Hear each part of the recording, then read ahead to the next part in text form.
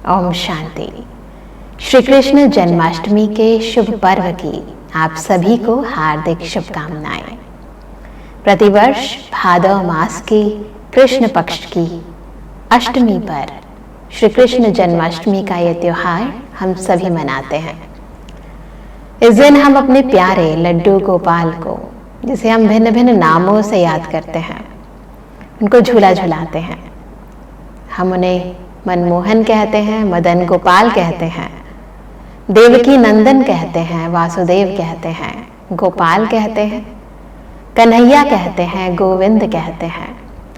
जितने भिन्न भिन्न नाम हैं उतनी भिन्न भिन्न लीलाएं भी हैं, और हर लीला हमें कुछ न कुछ संदेश देती है।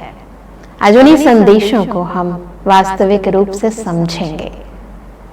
हम देखते हैं श्री कृष्ण जी के जन्म दिवस को, जो भागवत में उनकी कहानी लिखी गई है, उस अनुसार बताया जाता है कि उनका जन्म ही कारावास में हुआ।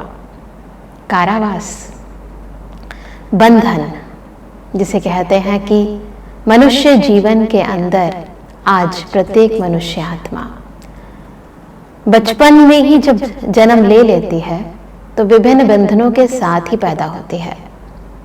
किसी को तन का बंधन होता है, जिसे रोग कह देते हैं।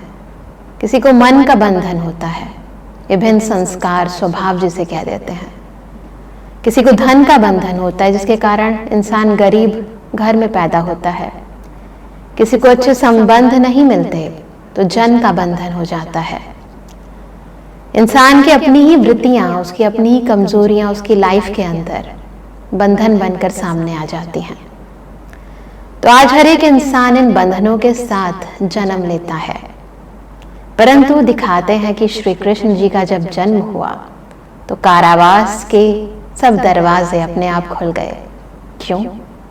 क्योंकि श्री कृष्ण जी ऐसी पावन आत्मा थे कि उस पवित्रता के आगे किसी की बंधन रुक नहीं सकते। हम आत्माएं भी यदि अपने जीवन में उन्हीं के समान पवित्रता को धारण कर लें तो हमारे जीवन के भी बंधन खत्म हो सकते हैं। क्योंकि इन बंधनों का मूल कारण ये देह अभिमान की अपवित्रता है। क्योंकि श्री कृष्ण जी ऐसी आत्मा है जो सदा आत्मिक स्मृति में स्थित रहते हैं। इसलिए ही तो उनके मस्तक पर सुंदर तिलक लगाते हैं। वो तिलक उनकी आत्मिक स्थिति का प्रतीक है। यदि हम भी अपने जीवन में इन विभिन्न बंधनों को तोड़ना चाहते हैं तो सबसे पहले हमें आत्मिक स्मृति में स्थित होना पड़ेगा। और एक दूसरे को भी जब हम देखते हैं तो इसी पवित्रता की भावना से देखना होगा, यानी आत्मिक दृष्टिकोण से देखना होगा। और तभी हमारे जीवन में ये तन के बंधन, ये जन के बंधन, ये धन के बंधन अपने आप ही खत्म होने लगेंगे। तो पहला संदेश पवित्रता का संदेश। फिर दिखाते हैं कि श्री कृष्ण जी के जन्म में बचपन से लेकर ही विभिन्न प्रकार की विपदाएं आनी शुरू हो गई। ऐसा नहीं है कि हमारे जीवन में विपदाएं नहीं आती। विभिन्न प्रकार की बुराइयां, कमी, कमजोरियां, विभिन्न प्रकार के लोग, परिस्थितियां हम सबके जीवन में भी आते हैं। परंतु हम क्या करते हैं? हम मायूस हो जाते हैं, हम दुखी हो जाते हैं, हम परेशान हो जाते हैं, या फिर समस्याओं से लड़ते लड़ते समस्याओं के वश हो जाते हैं।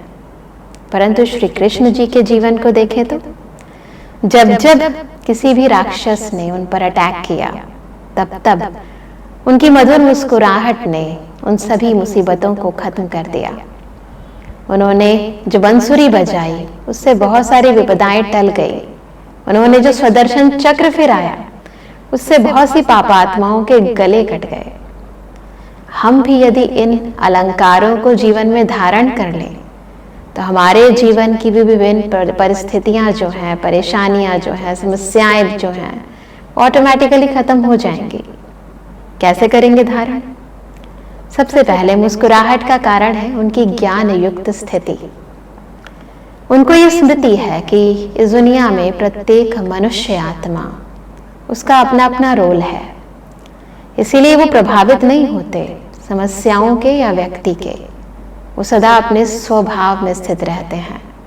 उन्हें ज्ञात है कि मैं आत्मा शांत स्वरूप हूँ, प्रेम स्वरूप हूँ, सुख स्वरूप हूँ। तो वो सदा अपने निजी स्वरूप में स्थित रहते हैं और वही कारण है कि उनके चेहरे में सदा उस संपन्नता की झलक दिखाई देती है, वो मुस्कुराहट दिखाई देती है। तो यदि हम भी अपने उस निजी स्वरूप में स्थित रहें, हमें स्मृति रहे कि हम कौन हैं, किसकी संतान है, तो ये हमारी आंतरिक प्रसन्नता विभिन्न विपदाओं को अपने आप खत्म कर देगी।